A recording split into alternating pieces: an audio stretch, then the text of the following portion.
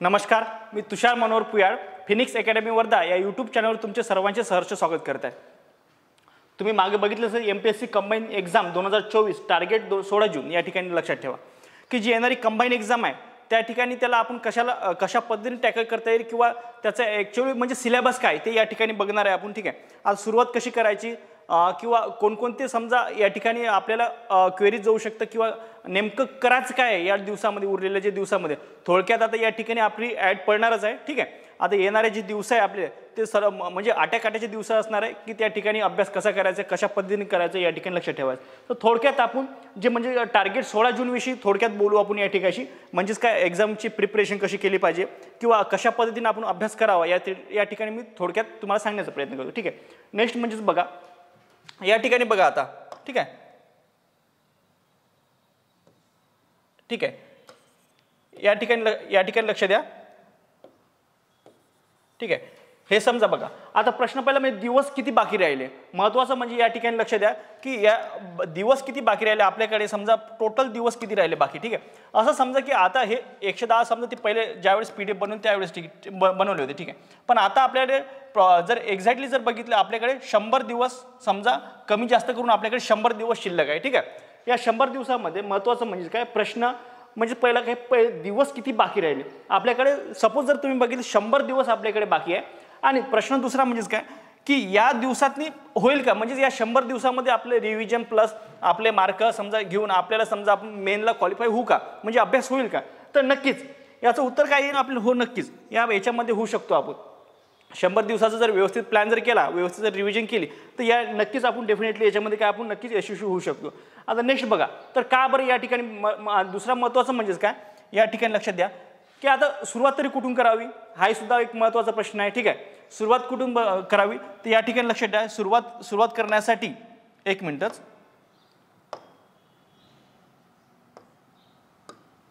बघा सुरुवात करण्यासाठी काय सुरुवात कुठून करावी हा एक महत्त्वाचा प्रश्न सर्वांना पडला आहे की नाही। आता 100 दिवस आपल्याकडे बाकी राहिले, किती राहिले 100 दिवस। आपण समजा याचं नियोजन कसं करायचं काय म्हणजे नेमकं सुरुवातच कुठून करायची व आज आपल्याला सुरुवात करायची आणि सुरुवात कुठून करायची बघा। सुरुवात काय तर मागील प्रश्नपत्रिका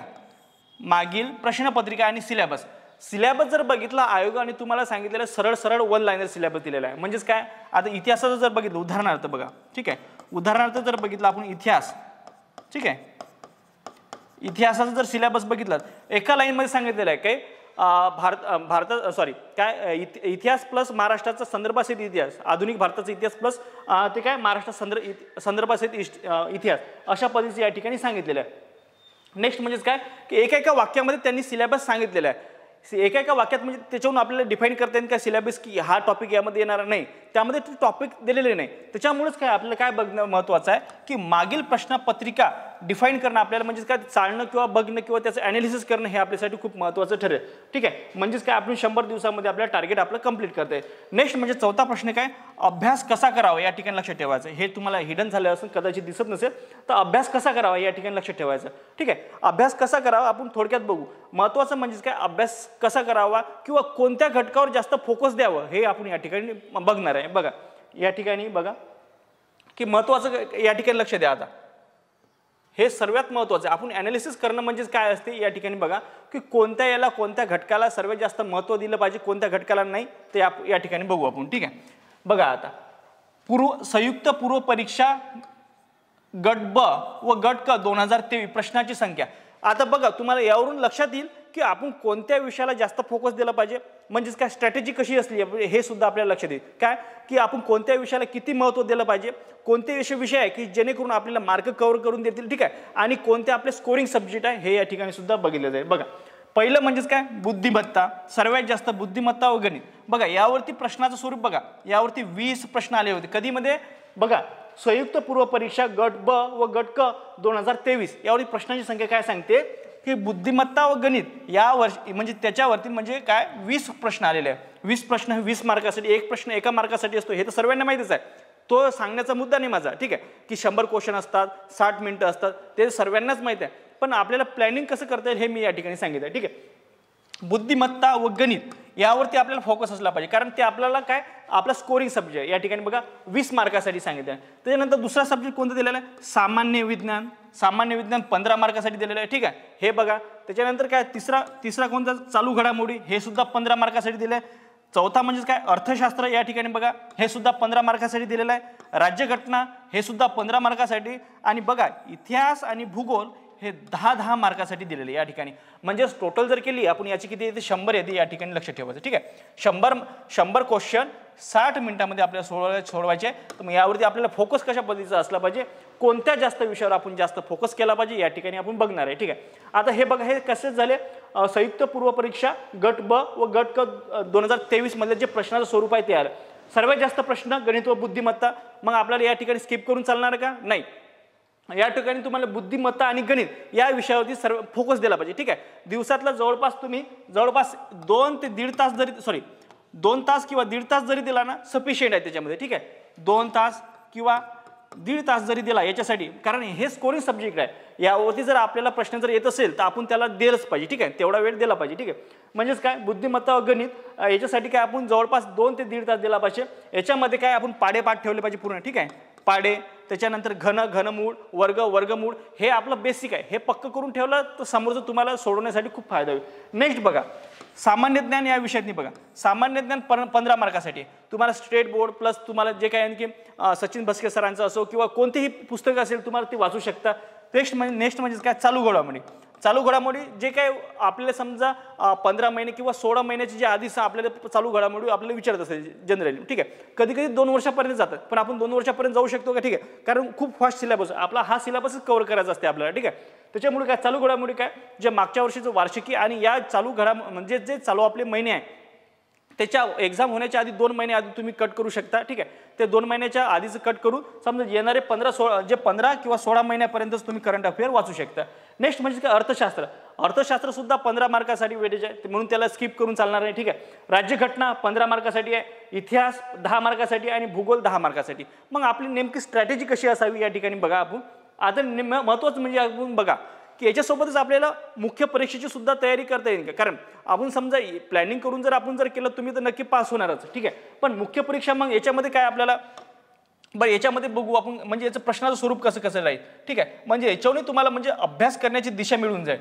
ठीक आहे, सांगण्याचा उद्देश काय, अभ्यास कसा करता येईल आपल्याला अशा पद्धतीचं प्लॅनिंग तयार करते आपण. ठीक आहे, या ठिकाणी बघा बुद्धिमत्ता. ठीक आहे, बुद्धिमत्ता व गणित या ठिकाणी किती 22 प्रश्न आले कधी मेनमध्ये. ठीक आहे, संयुक्त मुख्य परीक्षा गट ब व गट क यावरती बघा, यावरती 2023चे जे प्रश्न झाले, 2023 मध्ये जे झालेले एक्झाम्स आहे. ठीक आहे, तर याचीच आहे ते. तर या ठिकाणी पूर्व परीक्षेमध्ये किती 20चा वेटेज होता. ठीक आहे, म्हणजे तुम्ही आता जर अभ्यास केला तर ती तुम्हाला पूर्वला कमी येईल तर येईनच, पण मुख्यला सुद्धा याच्यावरती 22 प्रश्न आहे, म्हणजे तुम्हाला मुख्य सुद्धा तुमचा या ठिकाणी अभ्यास केला. सामान्य विज्ञान हा विषय बघा, सामान्य विज्ञान या ठिकाणी बघा पूर्वमध्ये सुद्धा काय होते 15 मार्कासाठी होते आहे का नाही, आणि मुख्यमध्ये सुद्धा 15 मार्कासाठी आहे. या ठिकाणी लक्ष ठेवायचं, म्हणजे मुख्य आणि पूर्व हे 15 मार्काचं या ठिकाणी वेटेज आहे. नेक्स्ट बघा राज्यघटना. राज्यघटनेमध्ये सुद्धा 15 मार्कासाठी वेटेज आहे आणि पूर्वमध्ये सुद्धा 15 मार्कासाठी वेटेज आहे. ठीक आहे, या ठिकाणी लक्ष ठेवा. आणि चालू घडामोडी या ठिकाणी पूर्वमध्ये किती आहे 15 मार्कासाठी आणि मुख्यमध्ये 10 मार्कासाठी. याच्यावर तर आपण फोकस देणारच आहे. ठीक आहे, नेक्स्ट म्हणजेच काय, अर्थशास्त्र बघा. अर्थशास्त्र या ठिकाणी 10 मार्कासाठी, पूर्वमध्ये 15 मार्कासाठी होतं. ठीक आहे, नेक्स्ट म्हणजे इतिहास या ठिकाणी 10 मार्कासाठी होतं, त्या ठिकाणी 10 मार्कासाठी आहे. ठीक आहे, नेक्स्ट म्हणजेच काय, भूगोल बघा या ठिकाणी 10 मार्कासाठी, त्या ठिकाणी सुद्धा 10 मार्क, म्हणजे पूर्व परीक्षेत सुद्धा 10 मार्कासाठी होतं. बघा आणखीन 2 यामध्ये आणखीन विषय ऍड केले. माहितीचा अधिकार 2005 या ठिकाणी 2 क्वेश्चन आले या ठिकाणी, आणि महाराष्ट्र लोकसेवा हक्क अधिनियम 2015 या ठिकाणी यावरती 1 प्रश्न आले. अशा पद्धतीचा प्रश्न येऊन गेलेले मागच्या वर्षी.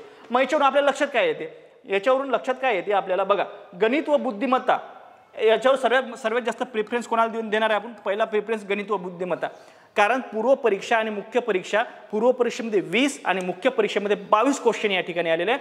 म्हणजेच काय, गणित व बुद्धिमत्ता यावरती बघा सर्वात जास्त आपण वेटेज दिला पाहिजे. म्हणजे त्याला दिवसातला 2 ते जवळपास 1.5 तुम्ही नेमकं ज्याचं जर कच्चं असेल थोडं जास्त वेळ जरी दिला तरी काही हरकत नाही, कारण 20 ते 22 प्रश्न किंवा कमी प्रश्न नाही ना आहे का नाही, त्यावरती म्हणजे आपला स्कोरिंग विषय ठरू शकतो.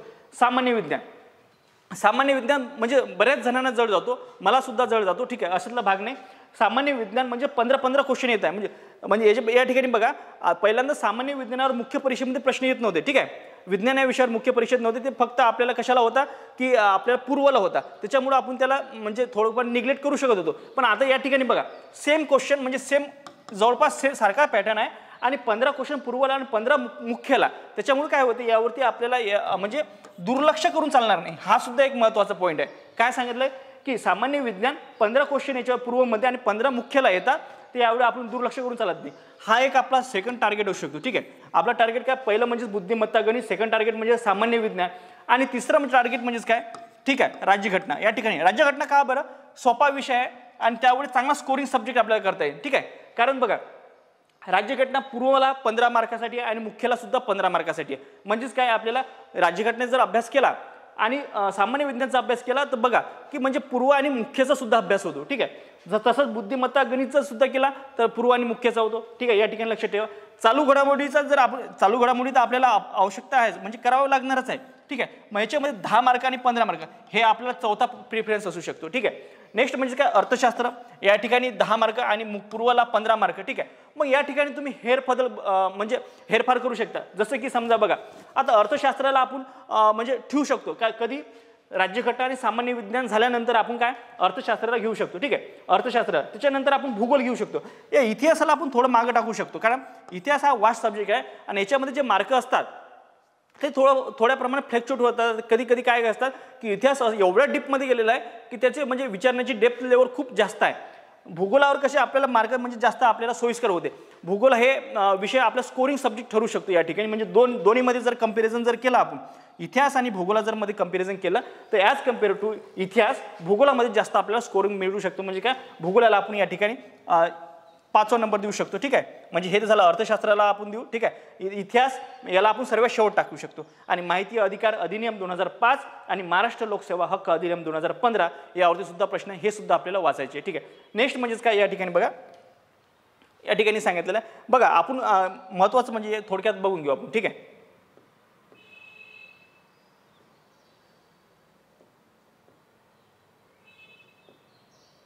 हां, एक मिनिट लक्षात ठेवू आपण की बघा महत्त्वाचं झालं काय आपल्याकडे, गणित आणि बुद्धिमत्ता. पहिला प्रिफरन्स म्हणजे गणित प्लस बुद्धिमत्ता, ठीक आहे.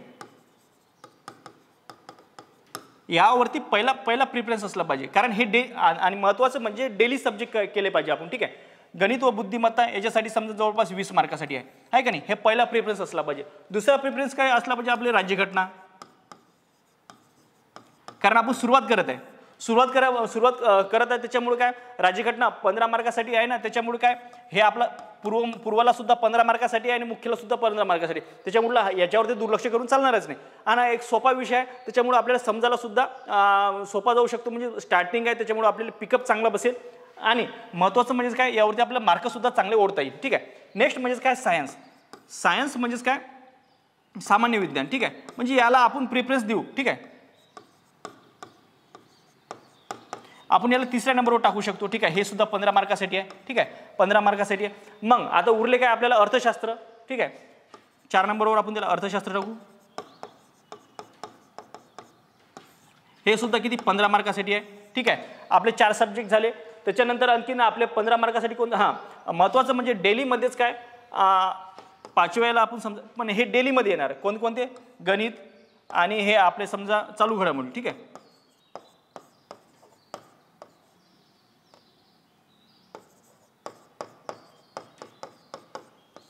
हे सुद्धा 15 मार्कासाठी आहे. म्हणजे आपल्याला याला निग्लेक्ट करून चालणार नाही. आता उरले विषय कोणते आपल्याला, इतिहास आणि भूगोल, ठीक आहे. मग भूगोलाला आपण वरती घेऊ, ठीक आहे. याच्यात काय काय असलं पाहिजे, आपण याला भूगोलाला म्हणजे 10 मार्क. म्हणजे भूगोलाला का बरं आपण वरती घेतलं, कारण त्याच्यामध्ये आपला स्कोरिंग विषय आहे तो, ठीक आहे. यामध्ये स्कोरिंग घेऊ शकतो. आणि 7वा म्हणजे आपण या इतिहास याला इथे टाकू, ठीक आहे. इतिहास हा सुद्धा 10 मार्कासाठी येतो. अशा टोटल जर केली तर आपल्याला 100 मार्काचा आपल्याला भेटेज अशा पद्धतीने. म्हणजे आपण अशा पद्धतीचा प्लॅन करू शकतो. थोडक्यात जर बघितलं म्हणजे तुमचा प्लॅन वेगळा असू शकतो, नाही, ठीक आहे. तुम्ही पहिले सामान्य विज्ञान किंवा कोणतं समजा अर्थशास्त्र घेऊ शकतात, हे म्हणजे तुमची मर्जी. पण सांगायचं तात्पर्य म्हणजेच काय, आपण जर सुरुवात जर केली बघ, गणित बुद्धिमत्ता जर याच्यातलं बघितलं, चालू घडामोडी आणि गणित बुद्धिमत्ता हे तर आपल्याला डेली करायचे, ठीक आहे. डेली म्हणजे दररोज, ठीक आहे. हे दररोजच करायचे विषय आपल्याला, ठीक आहे. म्हणजे चालू घडामोडी आणि गणित व बुद्धिमत्ता हे झाले. त्याच्यानंतर राहिले कोणते राज्यघटना राहिलं, सामान्य विज्ञान, त्याच्यानंतर अर्थशास्त्र, भूगोल आणि इतिहास. हे 5 जे विषय आहे ते याला तुम्ही तुमच्या सोयीनुसार जे काय आहे समजा दिवस किती द्यायचे किंवा काय किंवा जे काय आहे समजा जेवढे काही दिवस उरतील समजा त्या ठिकाणी तुम्ही डिवाईड करू शकता याच्यामध्ये. ठीक आहे, 15 3 75 असे होतात तुमचे दिवस. म्हणजे काय 15 जर या ठिकाणी समजा 15 जर दिवस दिले बरेच चांगल्या पद्धतीने तुमचे कव्हर होऊ शकतं. त्याच्यामधले उरलेल्या दिवसामध्ये तुम्ही रिव्हिजन प्लस टेस्ट सिरीज तुम्ही या ठिकाणी लावू शकता. ठीक आहे, अशा पद्धतीचं. आणि थोडक्यात म्हणजेच काय या ठिकाणी बघा, हां महत्त्वाचं म्हणजेच काय या ठिकाणी थोडक्यात सांगतो. ठीक आहे, आता सुरुवातीलाच काय करायचं आपण की मागील जे प्रश्नपत्रिका असते त्या प्रश्नपत्रिका फक्त बघा. म्हणजे ॲनालिसिस म्हणजेच काय खूप त्याने डीप जाऊन त्याचे उत्तर म्हणजे ॲक्च्युली त्याच्यावरती मग नेक्स्ट प्रश्न कसा येईल याच्या भानगडीत पडू नका. सध्या काय परिस्थिती आपली कशी विन विन सिच्युएशन आहे आपल्याकडे. ठीक आहे, मागील प्रश्नपत्रिका बघताना काय करा त्याचं उत्तर काय आहे. ठीक आहे, उत्तर काय आहे आणि तो कोणत्या पॉईंटवर विचारला आहे फक्त यावरती फोकस करा. मागील जे प्रश्नपत्रिका आहे याच्यामध्ये काय बघायचं आहे आपल्याला, प्रश्न कशा स्वरूपाचा आला आणि कोणत्या टॉपिकवर आला ते टॉपिक आपल्याला महत्त्वाचं आहे. ठीक आहे, कारण त्या टॉपिकवर नेक्स्ट सुद्धा अशा पद्धतीचं किंवा त्याच्या दुसऱ्या पद्धतीचा प्रश्न विचारला जाऊ शकतो. ठीक आहे, आयोग जवळपास तेच टॉपिक निवडतात आणि त्याच्या डीपमध्ये चालले जातात. ठीक आहे, नेक्स्ट म्हणजे मागील प्रश्नपत्रिका त्यासाठीच वाचायचे आपले, कारण आपल्याला डेफिनेटली सिलेबस नाही आहे ना. ठीक आहे, त्याच्यामुळे महत्त्वाचं म्हणजे काय दररोज करायचे विषय कोणकोणते, गणित व बुद्धिमत्ता, चालू घडामोडी. हा तर विषय दररोज करायचा आहे. ठीक आहे, काय सांगितलेलं आहे मागील प्रश्नपत्रिका बघणे, त्याच्यानंतर काय गणित व बुद्धिमत्ता आणि चालू घडामोडी हे महत्त्वाचे जे आपले 2 आहे ते टॉपिक 2 दररोज करणे. तिसरं म्हणजेच काय मार्क जास्त असणारे विषय कोणकोणते, राज्यघटना जे की आपण सांगितले 15 मार्कासाठी आहे, अर्थशास्त्र जे की आपण 15 मार्कासाठी, आणि सामान्य विज्ञान जे की आपले 15 मार्कासाठी. हे म्हणजे काय जास्त मार्क असणारे यावरती आपण सर्वात जास्त फोकस असला पाहिजे या 3 विषयावरती, कारण हे आपल्याला जास्त मार्क देणारे विषय जसे की राज्यघटना. आणि याच्यावरती राज्यघटनेवरती स्कोरिंगही चांगला मिळतो आणि तसेच सामान्य विज्ञान हालाकी याच्यावरती फ्लक्च्युएट होऊ शकतो पण आपल्याला हे टार्गेट करण्याचं आहे कारण याच्यावरती मेनमध्ये सुद्धा प्रश्न येतात. ठीक आहे, म्हणजे त्याला आपल्याला सोडून चालणार आहे का नाही. त्याच्यानंतर अर्थशास्त्रसुद्धा 15 मार्काचं वेटेज आहे. नेक्स्ट म्हणजेच काय आता कमी मार्क असणारे विषय कोणते, कमी मार्क असणारे म्हणजे भूगोल आणि इतिहास यावरती 10 आणि यावरती सुद्धा 10 मार्काचं वेटेज आहे. मग आपण इतिहास आणि भूगोलमधलं भूगोलाला चॉईस केलं आहे की नाही, कारण त्याच्यावरती जास्त आपल्याला स्कोरिंग मिळू शकतो आणि इतिहासाला सुद्धा आपण घेणारच आहे म्हणजे रिव्ह्यू. त्याच्यानंतर आपल्याला काय उरलेल्या दिवसामध्ये जे काय समजा 15 जरी तुम्ही हे दिले किंवा कमी जास्त करून आपण 75 दिवसामध्ये जरी सिलेबस तुम्ही कव्हर करून घेतला आणि उरलेले जर तुमच्यापाशी 25 दिवस राहतात. ठीक आहे, या दिवसामध्ये टेस्ट सिरीज प्रश्नाचा सराव आणि रिव्हिजन प्लस हे जर केलं तर डेफिनेटली तुमचा जो स्कोर आहे तो चांगला येईल. म्हणजेच काय तुम्ही मेनला क्वालिफाय होईल. आपल्याला मेरिटमध्ये यायचंच नाही आहे. ठीक आहे, मेरिटमध्ये जर तुम्ही संभाव्यता जर आले तर खूपच छान. ठीक आहे, त्या पद्धतीने तुम्ही प्रयत्न कराच. पण जनरली काय होते आपल्याला जनरली जो आपलं टार्गेट म्हणजे महत्त्वाचं जे टार्गेट किती असलं पाहिजे 60पेक्षा जास्त असलं पाहिजे. ठीक आहे, 60पेक्षा किंवा 65+ असले तरी म्हणजे 60+ असलं तरी खूप छान. 60+ असेल तर खूप छान पद्धतीचं ते टार्गेट होईल. म्हणजे काय की तुम्हाला परीक्षेला चांगल्या पद्धतीने म्हणजे मेनला तुम्हाला सर्व परीक्षेला क्वालिफाईड होऊ शकतं. ठीक आहे, 60+ असलं म्हणजे तुमचं जो कॉन्फिडन्स लेवल आहे तो खूप छान पद्धतीने राहू शकतो. आपण 70+ किंवा 80+ जर ठेवलं ते खूप मोठं होईल. त्याच्यामुळे काय आपलं पूर्ण जे ढाचा आहे ते डडमगून जाईल. ठीक आहे, त्याच्यामध्येच काय 60+ आपला टार्गेट असलं पाहिजे महत्त्वाचं म्हणजेच काय.